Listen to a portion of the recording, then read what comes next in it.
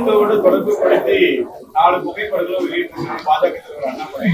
3 புகைப்படம் சட்ட ரீதியான நடவடிக்கைகள் எதுவும் எடுக்க வாய்ப்பு? அதாவது நாங்களே விளக்கம் சொல்லிட்டோமே, அவர் எங்க திமுகவில் தொண்டர் கிடையாது, அடிப்படை உறுப்பினர் கிடையாது, மாணவர் அணியிலையும் கிடையாது, எங்களுக்கு அவருக்கு சம்பந்தம் கிடையாது. நீங்க இப்ப அந்த இடத்துல நிக்கிறீங்க, இவர் இந்த இடத்துல நிக்கிறாரு, 2 பேரையும் சேர்த்து இங்கேருந்து ஒருத்தர் வந்து கேமரா வச்சு எடுத்துட்டா அது வந்து எப்படி சேர்ந்து எடுத்ததாக வராது. அதை போல இன்னொருத்தர் வந்து சைதாப்பேட்டை தொகுதியினுடைய சட்டமன்ற உறுப்பினர் அமைச்சர், அவரை பார்த்து நன்றி சொல்ல எவ்வளவு பேர் வரலாம், வாழ்த்து சொல்ல எவ்வளவு பேர் வரலாம். அந்த மாதிரி இப்ப என்னை சந்திக்க வர்றவங்க பூரா பேரும் நேர்மையானவங்களா நல்லவங்களான்னு தெரியாது. அது போல அப்படி வந்தவர்கள் தானே தவிர அவருக்கு எந்த விதமான தொடர்பும் கிடையாது, நட்பும் கிடையாது. அது அவர்கள் மேற்கொள்வார்.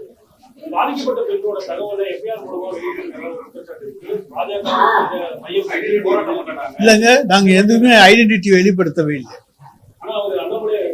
அவர் வந்து ஏதாச்சும் ரகசியமா எதுவும் எங்கேயும் கொண்டு வந்து வச்சு காமிச்சிருக்கலாம். அரசின் தரப்பில் எந்த விதமான ஐடென்டிட்டியும் வெளியிடப்படவில்லை. எந்த விதமான குற்ற வழக்கு எண் எது அல்லது எந்த பிரிவுகளில் வழக்கு பதிவு செய்திருக்கிறோம், என்ன சம்பவம் நடந்தது, இதை பற்றி எல்லாம் எந்த விதமான விவரங்களும் நாங்கள் வெளியிடவில்லை. குறிப்பா அந்த பெண்ணை வந்து டிபே பண்ணணுங்கிறதுக்காக தான் இந்த எஃப்ஐஆர் டீடைல், மொபைல் நம்பர் எல்லாமே வந்து வெளியிட்டு இருக்காங்க.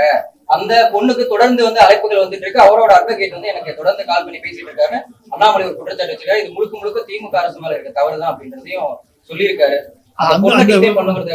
அந்த பொண்ணை டீடைன் பண்ண வேண்டிய அவசியமே எங்களுக்கு கிடையாது. அந்த பொண்ணை டீடைன் பண்ண வேண்டியது இருந்துச்சுன்னா ஏன் வந்து கம்ப்ளைண்ட் கொடுக்குறாங்க? நாங்களா போய் வாங்கினோம் கம்ப்ளைண்ட்? அந்த பொண்ணு தான் வந்து காவல் நிலையத்தில் வந்து புகார் கொடுக்குறாங்க. டீடைன் பண்ண வேண்டும் அப்படிங்கிற எண்ணம் இருந்திருந்தால் அவர்கள் வந்து நிச்சயமாக எங்களிடத்துல வந்து புகார் கொடுத்திருக்க மாட்டார். பாதிக்கப்பட்ட பெண் துணிச்சலோடு வந்து புகார் கொடுக்க தளபதியினுடைய அரசியலை கொடுத்தால் நியாயம் கிடைக்கும் என்பதற்காக கொடுத்திருக்கிறார்.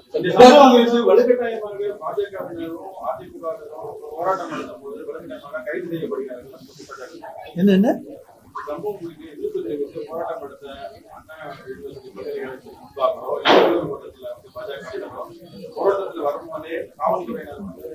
ஒண்ணுங்க, எங்களுக்கு அதுக்கு எந்த சம்பந்தமும் கிடையாது.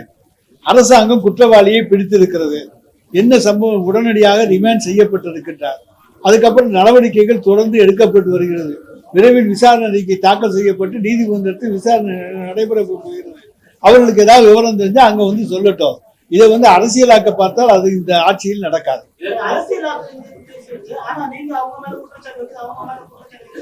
இல்லைங்க, நான் வந்து குற்றச்சாட்டு வைக்கல.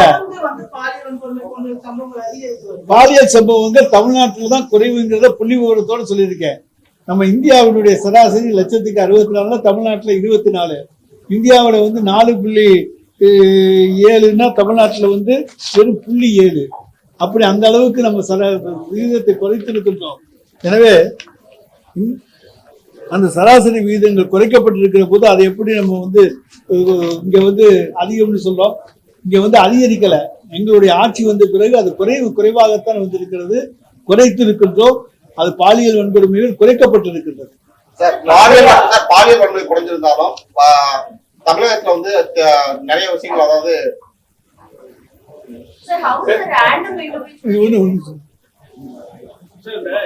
வெளியே வந்து நிறைய சோசியல் மீடியாலே பரவாயில்ல மாதிரி எல்லாம் பாக்குறதா இருக்கு. பிஜேபி தரப்புல சொல்றாங்க, சோசியல் மீடியாலே வந்துருக்கு இந்த மாதிரி எஃப்ஐஆர் வெளியே வரப்ப மேற்கொண்டு வேற ஏதாவது ஒரு பாதிப்பு நடக்கிறப்ப பெற்றோர் எப்படி வந்து தைரியமா கம்ப்ளைண்ட் கொடுப்பாங்கன்றதா அவங்களுக்கு இல்லைங்க. அந்த பெண்ணுடைய பேரோ மற்றதோ எதையுமே நாங்கள் வெளியிடவில்லை. பாதிக்கப்பட்டவர்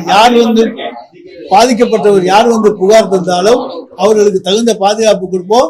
குற்றவாளியை நிச்சயமாக அவர்களுக்கு தண்டனை வாங்கி கொடுப்போம். அதில் யார் யார் பாதிக்கப்பட்டாங்களோ வந்து தைரியமாக புகார் கொடுக்கலாம். நாங்கள் அவங்களெல்லாம் வந்து குற்றவாளியை காப்பாற்ற வேண்டும் என்கிற எண்ணம் எங்களுக்கு கிடையாது. அது வேணா வேற கட்சிக்காரங்களுக்கு இருக்கலாம்.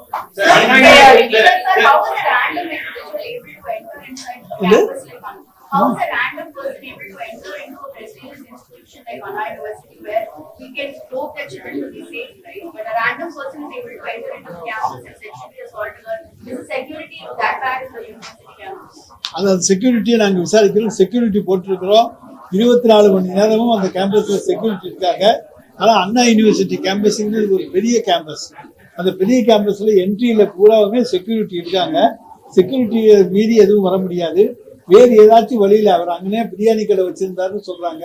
அதனால வேறு ஏதாச்சும் வழிகளில் உள்ள பூந்திருக்கணுமே தவிர என்ட்ரன்ஸ் வழியா வந்திருக்கிறதுக்கான வாய்ப்புகள் கம்மி தான்.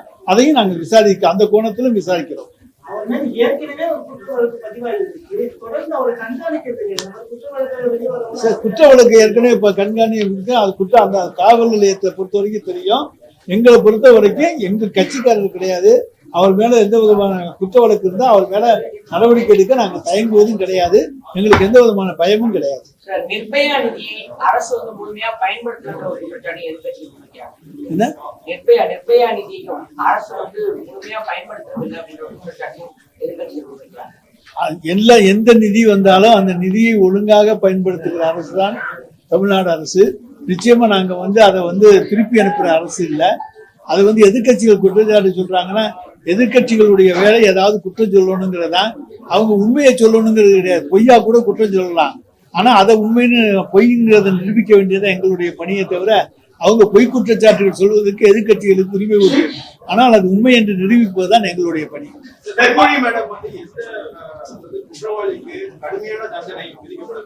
நிச்சயமாக கடுமையான தண்டனை விதிக்கப்படும். நிச்சயமாக கடுமையான தண்டனை வாங்கி கொடுக்க நாங்கள் வழக்காடுவோம்.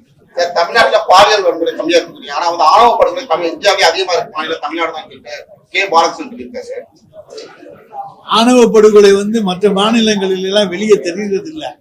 உத்தரப்பிரதேசத்திலையும் பீகாருக்கு போயிட்டு வந்திருந்தீங்கன்னா தெரியும். இங்க மக்கள் தைரியமாக புகார் கொடுக்கின்றதுனால ஆணவ படுகொலை தமிழ்நாட்டில் வெளியே தெரிகிறது. மற்ற மாநிலங்கள்ல அங்க தெரியறது இல்லை. ஆணவ படுகொலை என்னென்ன நடக்குதுன்னு மற்ற மாநிலங்களில் இருக்கக்கூடிய உங்களுடைய ஊடகவியலாளர்களை கேளுங்கள். நிறைய நடக்கின்றன. அவை மறைக்கப்படுகின்றன. கூட்டணி கட்சி தலைவராக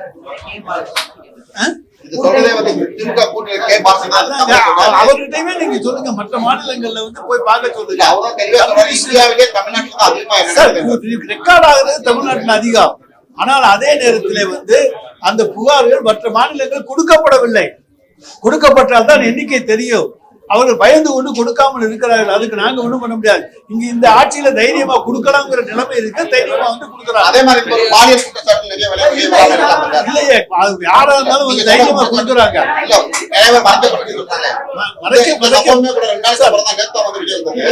நடந்ததோ நேற்று உடனே வந்துருச்சு சார். மறைக்கப்படவில்லை. மறைக்க வேண்டிய அவசியமும் எங்களுக்கு கிடையாது. தமிழ்நாட்டை பொறுத்த வரைக்கும் பாலியல் கொடுமை வன்முறை கொடுமைகள்லாம் உடனுக்குடன் இப்பொழுது புகார் கொடுக்கப்படுகிறது. ஏனென்று சொன்னால் உரிய நடவடிக்கை இந்த அரசு எடுக்கும் என்கின்ற நம்பிக்கை மக்களுக்கு இருக்கிறது. பாதகம் செய்பவரை கண்டால் நாம் பயங்கொள்ளலாகாது பாப்பா. மோதி மிதித்து விடு பாப்பா. அவர் முகத்தில் உமிழ்ந்து விடு பாப்பா. அண்மை செய்திகளை உடனுக்குடன் தெரிந்து கொள்ள இணைந்திருங்கள். இயம்நாடு